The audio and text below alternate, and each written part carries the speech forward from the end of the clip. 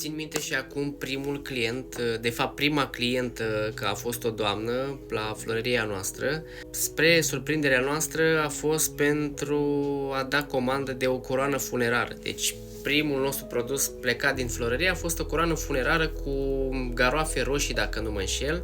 La început noi n-am vrut să introducem astfel de produse, vroiam să vindem flori, aranjamente florale, dar nici de cum coroane. Nu dădeau mie o stare de bine.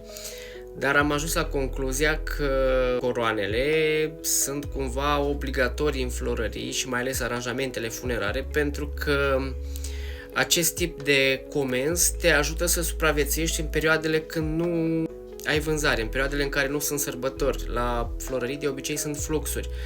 1 martie, 8 martie, 14 februarie, zile de nume, vara când sunt nunți, atunci e cumva un flux mai mare în florării, iar atunci când nu avem acest flux și nu avem sărbători, cumva coroanele și aranjamentele funerare ne ajută să supraviețuim și să avem încasări bune pentru a ne întreține în acea perioadă. Chiar dacă primul produs pe care l-am vândut a fost o coroană funerară, se pare că, de fapt, de acolo a început povestea florăriei Ali.